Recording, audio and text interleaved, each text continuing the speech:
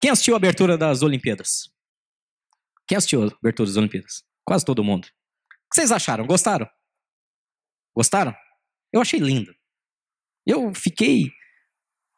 Eu sei que alguns psicólogos dizem que brasileiro tem uma síndrome chamada síndrome do vira-lata. A síndrome do vira-lata é aquela de sempre valorizar os outros e nunca valorizar a si mesmo.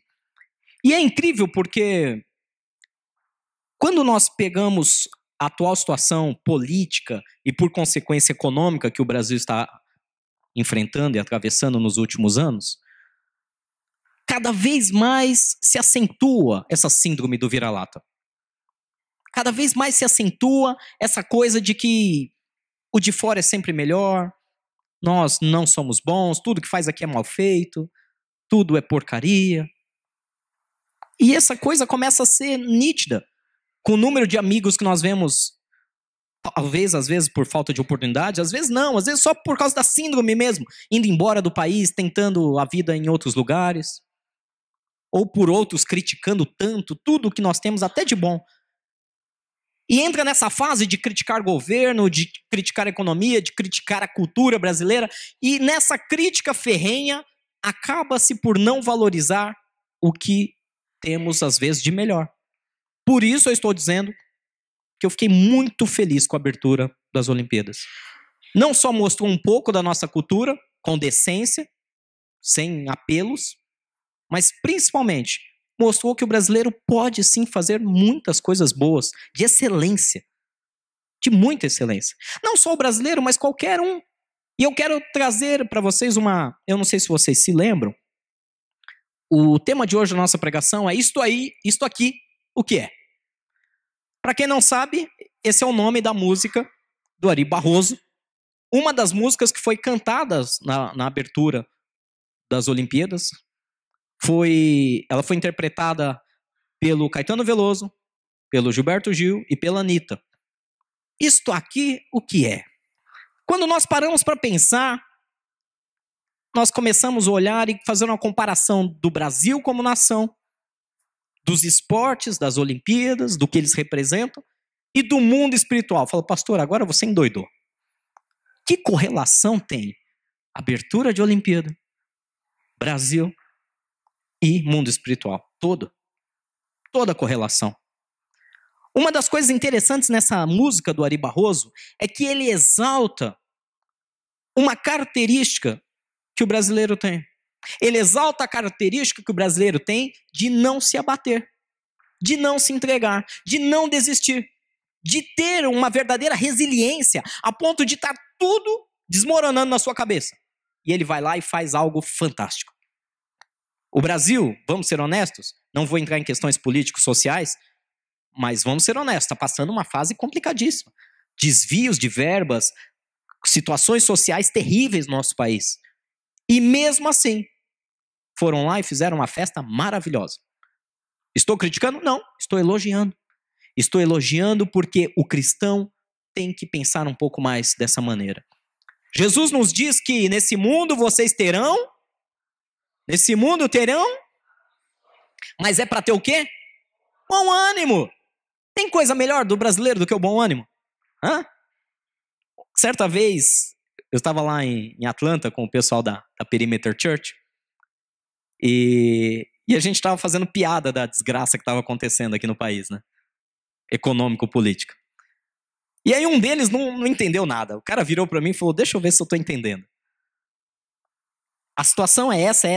Isso. E você está tirando sarro disso? Isso. Não, mas eu não consigo entender. Falou, isso é uma característica que, graças a Deus, Ele deu à nossa cultura. E nós temos que aprender a valorizar. Ter bom ânimo mesmo nos momentos mais difíceis. Saber celebrar as pequenas coisas no meio de uma catástrofe. Saber celebrar o que Deus está fazendo de bom nas nossas vidas em meio a 1000 problemas. Será que nós podemos fazer isso em Deus? Será que dá para a nossa força, na nossa capacidade humana, celebrar alguma coisa em meio a tanto problema? Será que dá? O que você pensa sobre isso? É também um pouco de uma raça que não tem medo de fumaça e não se entrega, não. Assim deveria ser o cristão. Assim deveria ser o cristão. Será que nós estamos nos entregando? Será que nós estamos nos abatendo quando levantamos a cabeça e olhamos ao redor? Será que nós estamos realmente entendendo? Quando eu falo que o tema da pregação hoje é isto aqui o que é? Este mundo tenebroso. Não é só isto aqui o Brasil. Isto aqui o mundo qual nós vivemos. Problemas, enfermidades, dívidas, discussões conjugais. Isto aqui o que é? Você já se fez essa pergunta? O que você está vivendo? O que você está fazendo nesse mundo? Quantos de vocês às vezes não vão dormir, às vezes estão cansados, com tantos problemas, com tantas coisas a serem solucionadas, que vocês talvez perguntem a Deus, Deus, o que é isso aqui? Que mundo é esse que eu vivo? Que situação é essa? Meu querido, presta atenção aqui um pouquinho. Nós temos que aprender, pela força de Deus, a resistir todas as ciladas do maligno e avançar naquilo que Deus tem para nós. Você tem orgulho do seu país, da sua nação, da sua nacionalidade? Eu digo mais, tenha orgulho da sua verdadeira origem. Não estou falando dos índios, que não é o meu caso. Tenha orgulho da origem celestial que você tem. Tenha orgulho e lute por tudo que Deus entregou nas suas mãos. Vamos lá, próximo. Abra comigo lá no livro de 2 Coríntios, capítulo 4.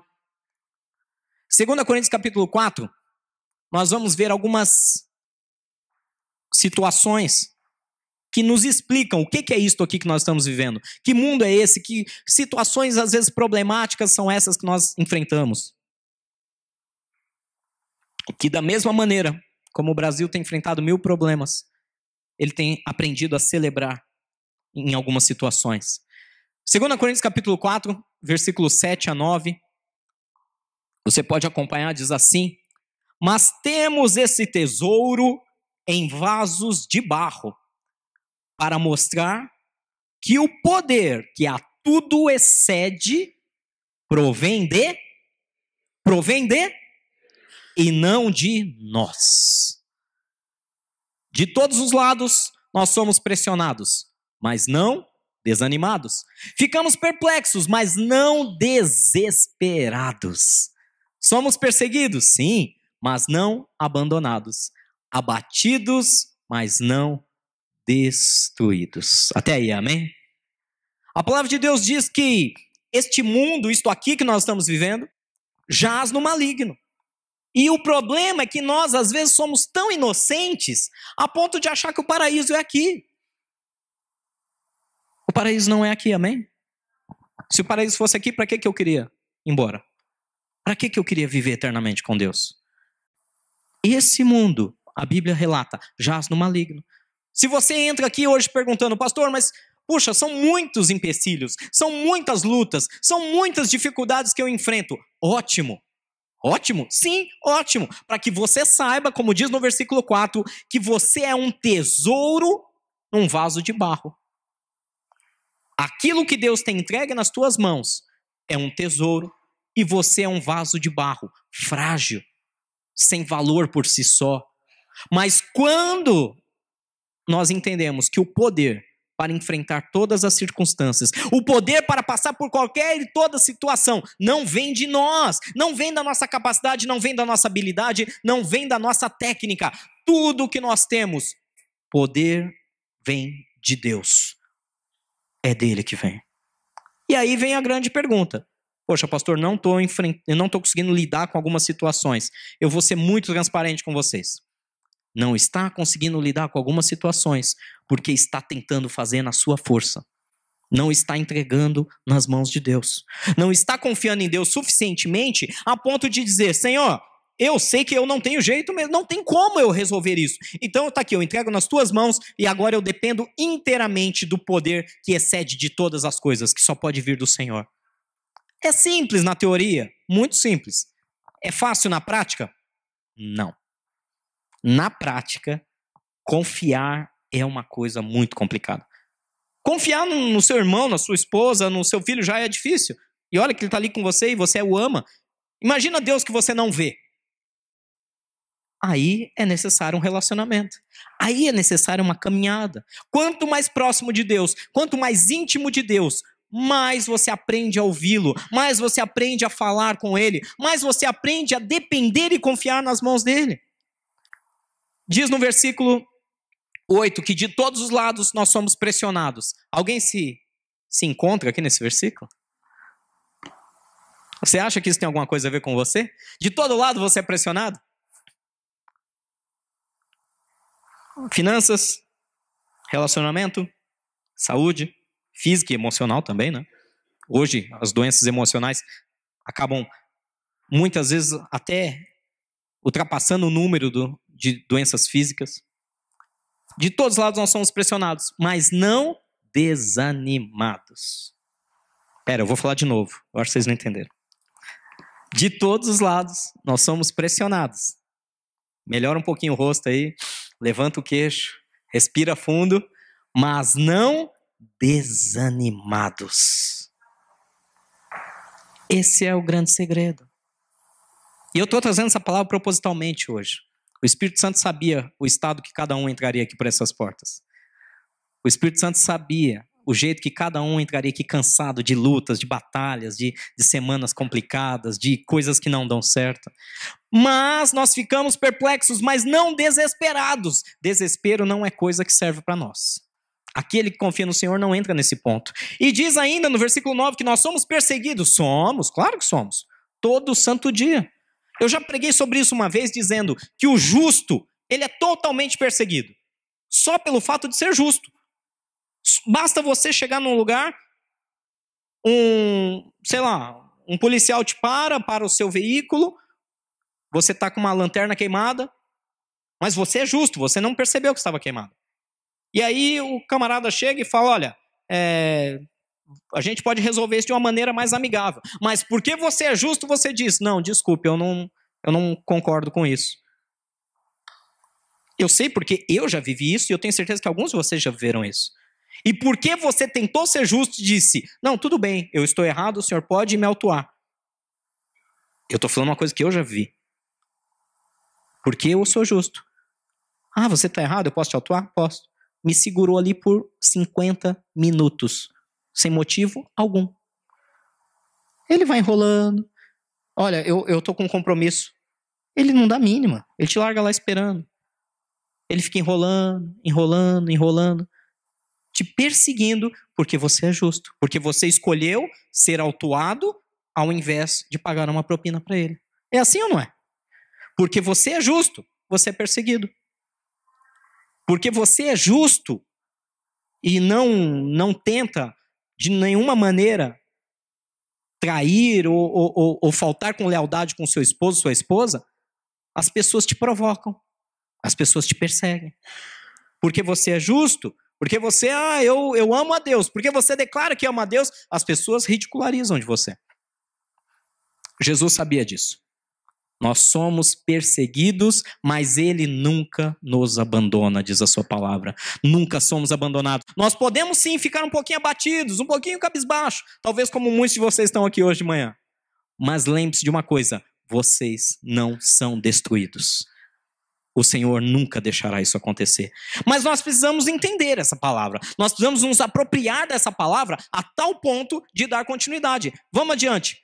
Ainda em 2 Coríntios, no capítulo 4, versículo 14, diz assim: porque nós sabemos que aquele que ressuscitou o Senhor Jesus dentre os mortos, também nos ressuscitará com Jesus e nos apresentará com vocês. Porque tudo isso é para o bem de vocês, para que a graça que está alcançando um número cada vez maior de pessoas faça que transbordem as ações de graça para a glória de Deus.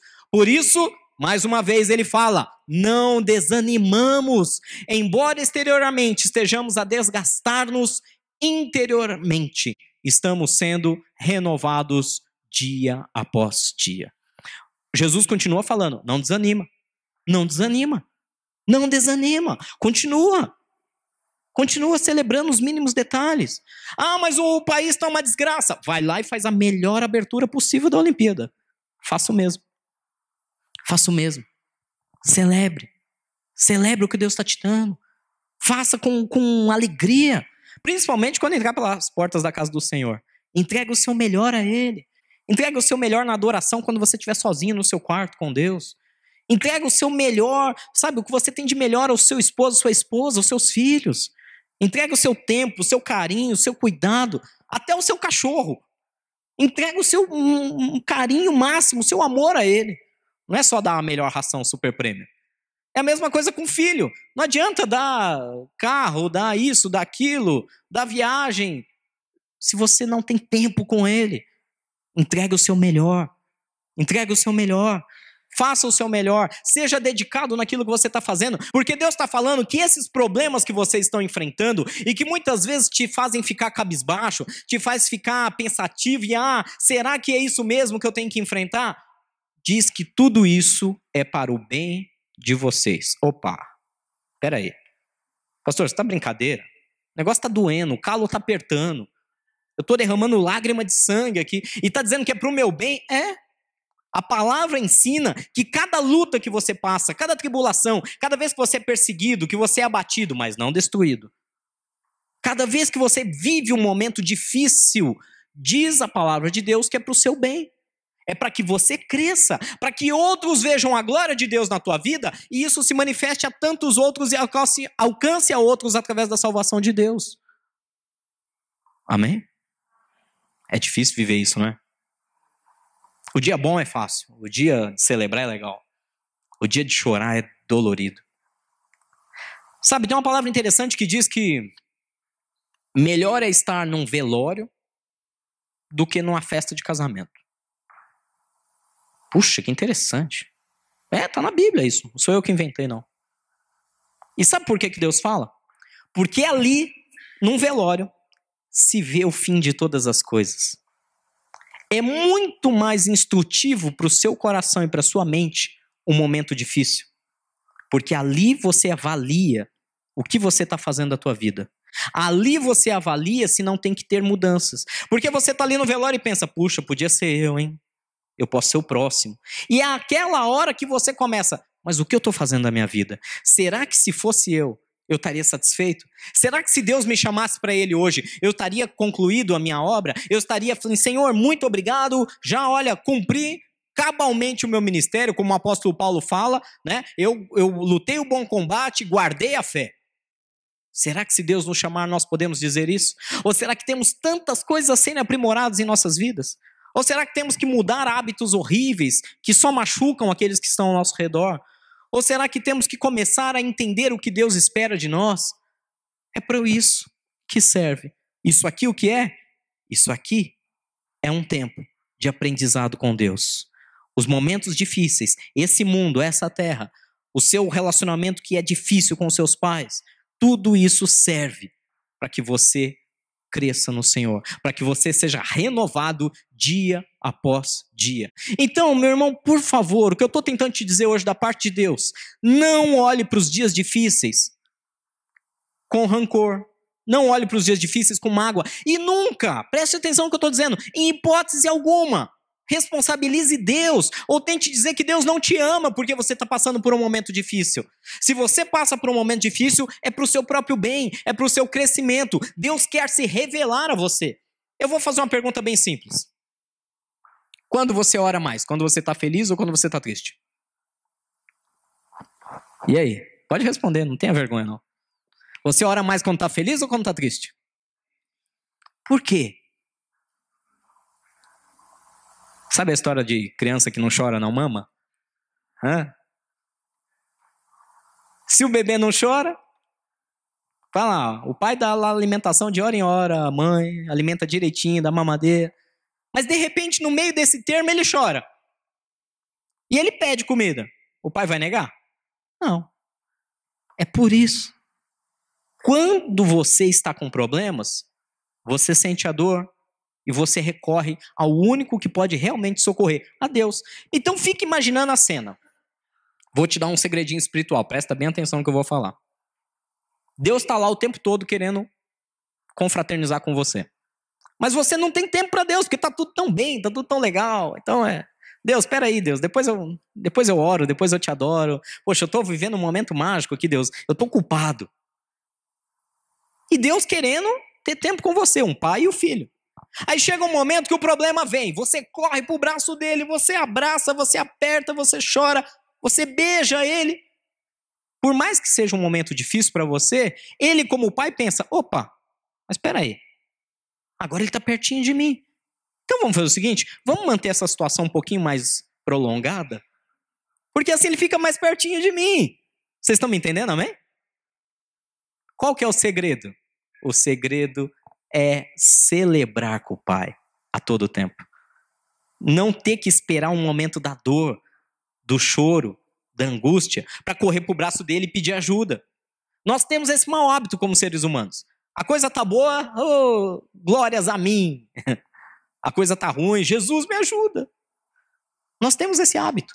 Se nós mudarmos a nossa mente e aprendermos a estar sempre pertinho do Pai, sempre, não só quando a coisa fica ruim a gente corre para o pé dele, mas se a gente aprender a ficar o tempo todo agradecendo, celebrando, louvando, sempre em comunhão com Ele, por que eu preciso passar por momentos difíceis? Teoricamente, não preciso. Quer dizer que eu nunca vou ter problema? Não, vai. Vai para dar uma valorizada de vez em quando, para correr um pouquinho mais, abraçar um pouquinho mais forte, para poder chegar com um pouco mais de vontade aos pés de Deus. Mas tudo isso é para o bem de vocês. Amém? Você consegue entender que o problema vem para te aproximar de Deus e não para te afastar? Você consegue entender que as dores, as suas lágrimas, é porque Deus quer enxugá-las? E é isso que fala a palavra dele. Vamos para o próximo? Diz lá em 2 Coríntios ainda, 4, versículo 17 e 18, que se os nossos sofrimentos leves e momentâneos estão produzindo em nós uma glória eterna, que pesa mais do que todos eles. Assim, fixamos os olhos não naquilo que se vê, mas no que não se vê, pois o que se vê é transitório, mas o que não se vê é eterno. Amém? Problemas? Sim. Quando você passar por uma tribulação, lembre que ele é leve e momentâneo. Pastor, leve? Você não tem noção do que eu enfrentei. Para Deus é leve. Deus estala um dedo e acaba o problema. Sim ou não? Sim. A tribulação é leve e momentânea. A tribulação é leve e momentânea, mas aquela tribulação leve e momentânea pode me levar a uma intimidade, uma comunhão com Deus tamanha que faça com que eu tenha uma glória eterna. É lógico, nós estamos falando da comunhão íntima e pessoal com Deus e da maneira como você vai viver eternamente com Ele. Então entenda, suas dores, seus espinhos, lembra o apóstolo Paulo falando?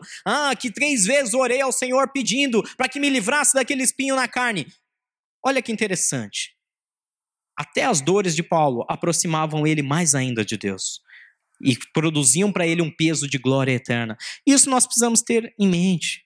Nós precisamos ter isso em mente. Se cada vez que um problema vem, você olhar para a situação e falar, puxa vida, Deus não me ama mesmo, tem alguma coisa errada na nossa vida cristã.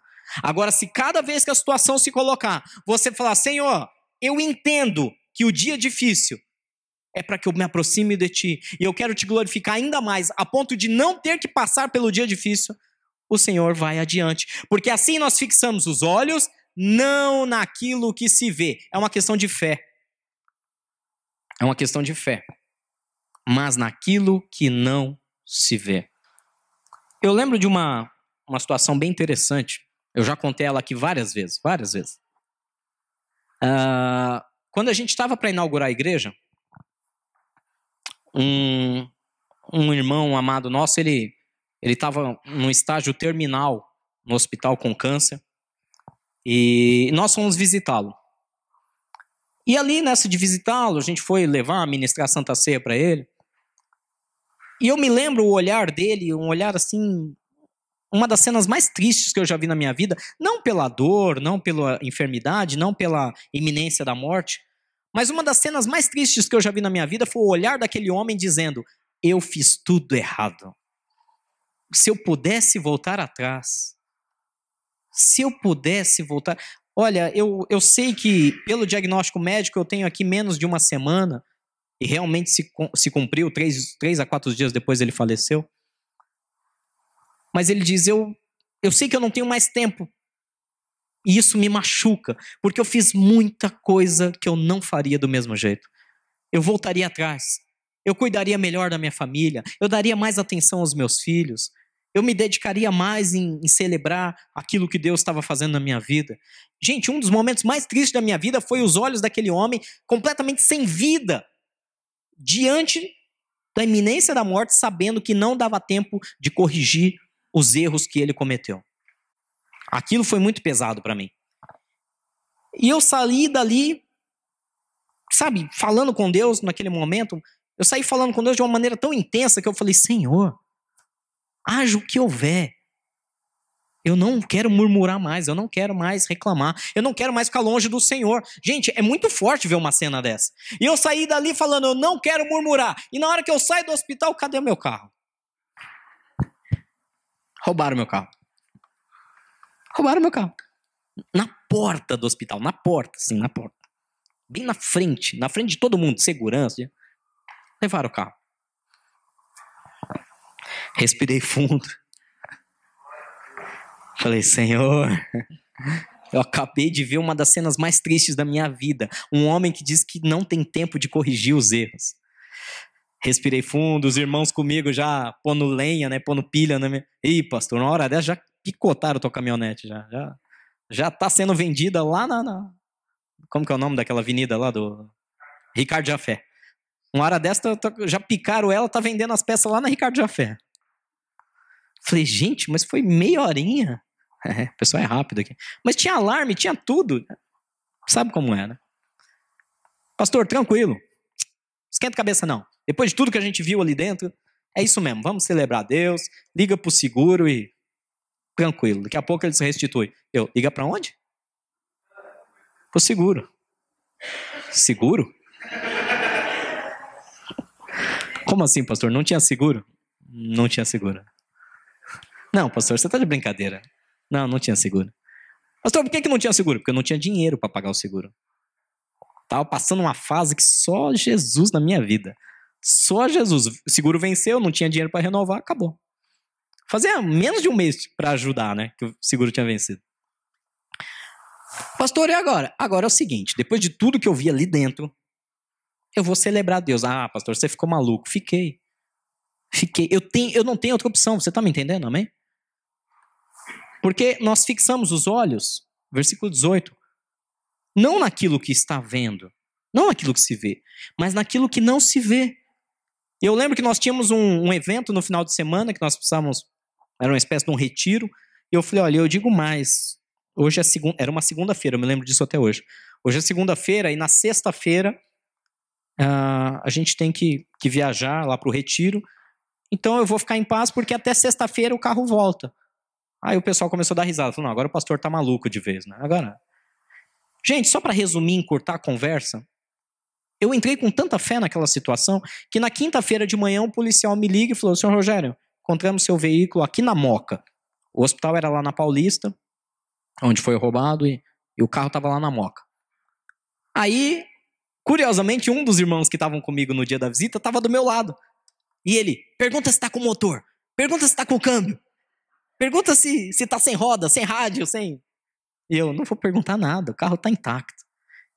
Ele não acreditou, ele foi comigo até lá. Pena que ele não tá aqui hoje para dar o testemunho, senão ele ia falar dele mesmo. E ele foi comigo até lá. Quando ele chegou, ele não acreditou. O carro tava intacto. Intacto. Mas nem o rádio tiraram. Nada. E para ajudar, a minha pasta que tava no banco de trás, atrás do banco, assim, minha pasta tava lá. Com todos os meus documentos, com cheques de clientes que eu tinha, tava tudo lá com dinheiro, tudo lá. Não sumiu nada do carro. E para ajudar ainda lavaram o carro e abasteceram.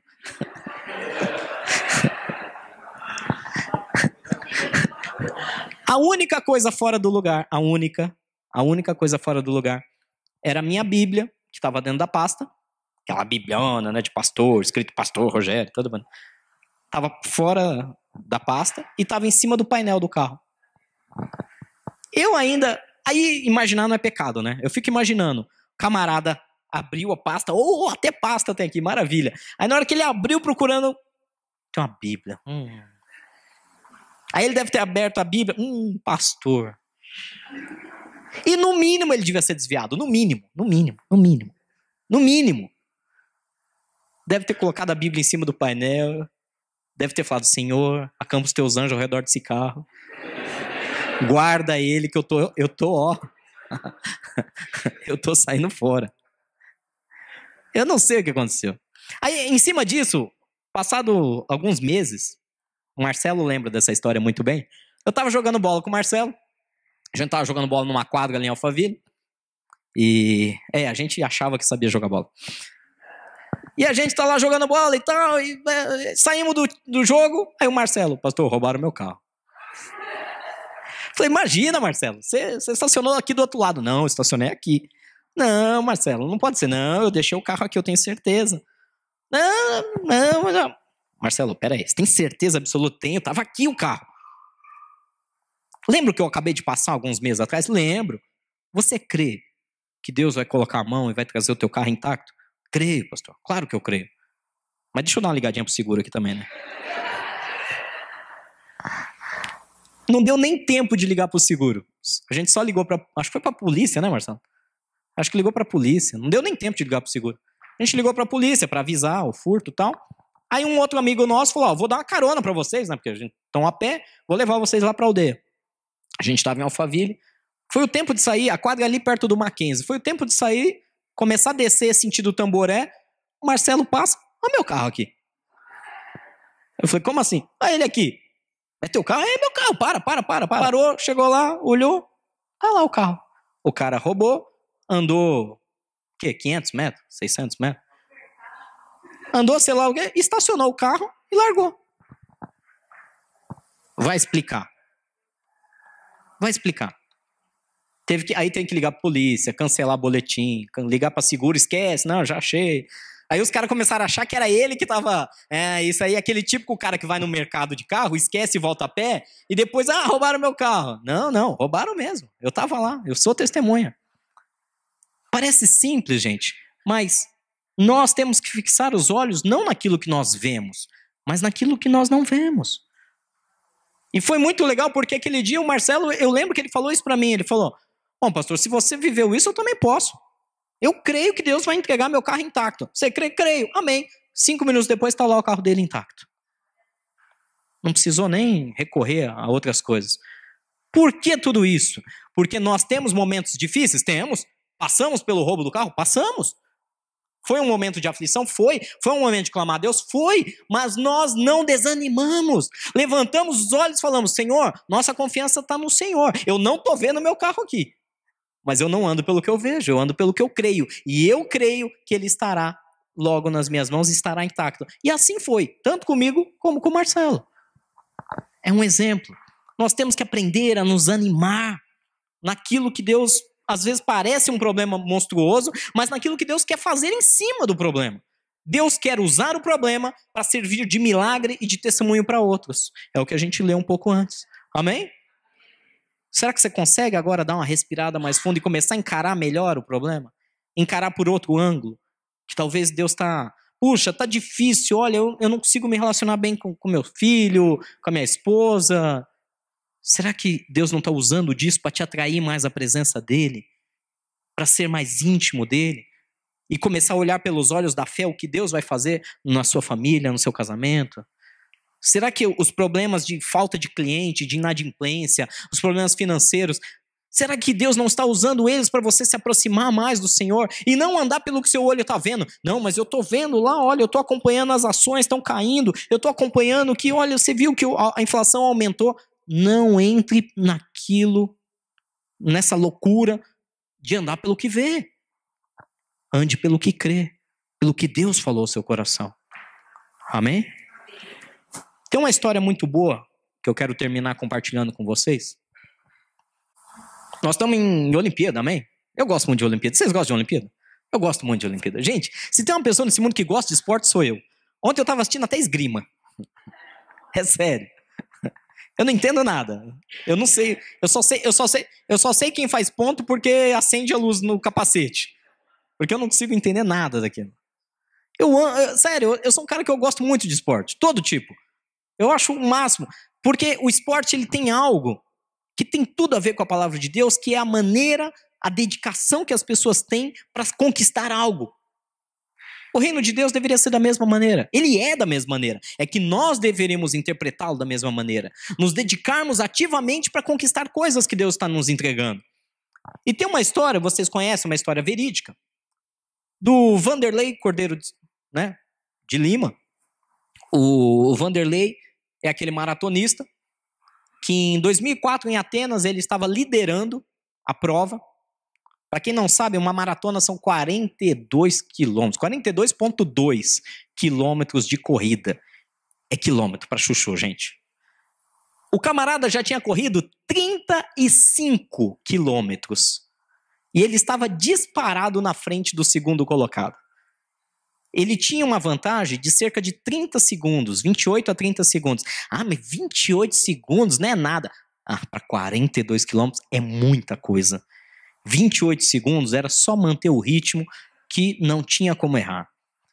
E vocês conhecem a história. O Vanderlei, quando ele estava no quilômetro 35, um ex-padre irlandês, um cara fanático, que já tinha invadido pistas de automobilismo, já tinha invadido outros jogos importantes. O cara invade a rua, agarra o Vanderlei, derruba ele, faz ele perder ali mais de 10 segundos preciosos. Quando ele sai totalmente atordoado, sem entender o que estava acontecendo. E aquilo trouxe para ele uma consequência de não conseguir se concentrar mais na prova. E ele foi ultrapassado. E acabou chegando em terceiro lugar. Pensa na situação de um atleta olímpico. Quantos anos de dedicação. Quantos anos de luta, de suor derramado para conseguir o índice olímpico. Para estar numa Olimpíada, que é uma coisa assim, é o auge da vida de um atleta, não precisa nem ganhar nada. O fato dele estar numa Olimpíada significa que ele é um dos melhores do país dele, um dos melhores do mundo naquela categoria. E o cara tá lá, faltam apenas 7 quilômetros. O que são 7 quilômetros, gente? Para um cara que é maratonista, é nada. É nada, 7 quilômetros para um cara... Meu, só para vocês terem noção do que eu tô falando, o cara... Ele fazia um ritmo aí, em menos de 20 minutos ele ia acabar a prova. Faltavam menos de 20 minutos. Um doido sai, derruba ele, e ele vê o sonho dele desmoronando. É ou não é para desanimar? É ou não é para falar, puxa, Deus não me ama? Deus, o que eu fiz? Esse cara tinha tudo para dizer, Deus não me ama, minha vida não presta, anos de trabalho jogado no lixo por um maluco, mas ele persistiu. Ele continuou. Ah, pastor, mas ele não ganhou o ouro. Ele ganhou muito mais do que o ouro.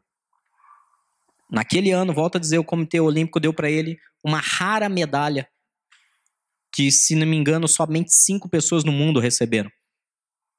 Um deles era um velejador que também estava em primeiro numa Olimpíada da década, não lembro agora, 60, 70, e ele abandonou o barco dele para salvar um outro que estava se afogando, que caiu do barco e estava se afogando. E ele abandonou o primeiro lugar para salvar a vida do outro. Ele ganhou uma das maiores honras, e sem contar essa honra que ele recebeu agora na sexta-feira. Agora eu te pergunto, quem ganhou a maratona do ano de 2000? Você lembra? Talvez o Denis deva lembrar, mas os demais eu duvido. Quem ganhou a maratona do ano de 2000? Você lembra? E de 96? E de 92? Quem ganhou a maratona de Atenas de 2004? O mundo não lembra, a não ser quem é do ramo, o mundo não sabe quem foi o vencedor. Mas pergunta para o mundo inteiro quem é o Vanderlei Cordeiro de Lima. Todo mundo sabe quem é. Ele não precisou ganhar para escrever o nome dele na história. Se ele tivesse ganho, você acha que ele ia ganhar tantas honras? Se ele tivesse ganho aquela prova, será que ele ia ganhar tanta homenagem? Se ele tivesse ganho aquela prova, se o problema não tivesse aparecido diante dele de uma maneira súbita, será que hoje ele estaria colhendo todos esses louros? Ele foi um exemplo de um homem determinado, perseverante, continuou e teve 1000 honrarias depois de tudo isso. Você está entendendo onde Deus está querendo te levar?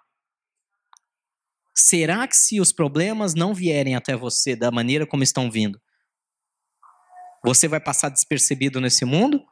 Ou com esses problemas e com a superação desses problemas, você vai se tornar um exemplo para a sociedade e o seu nome vai ficar marcado? Você está entendendo, amém? Exemplo de superação. Vamos continuar rapidamente, prometo ser muito rápido. Para terminar, 1 Coríntios capítulo 9, 24 e 26, fala exatamente do atleta que corre. E diz que, vocês não sabem que dentre todos os que correm no estádio, apenas um ganha o prêmio? Corram de tal modo que alcancem o prêmio.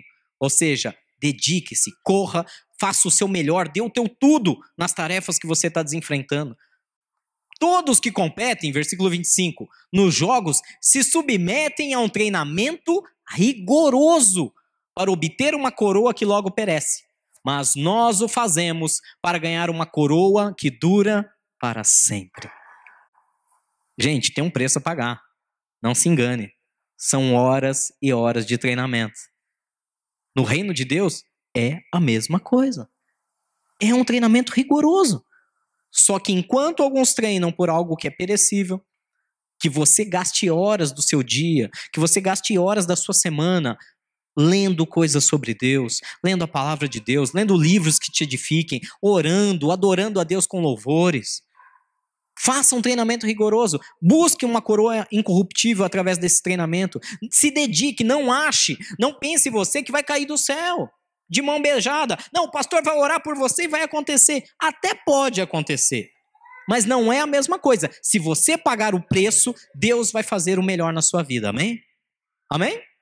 E para terminar, sendo assim, eu não corro como aquele que corre sem alvo. Eu não luto como aquele que esmurra o ar sem direção. Ou seja, corra de tal modo que alcance o prêmio, faça o seu melhor.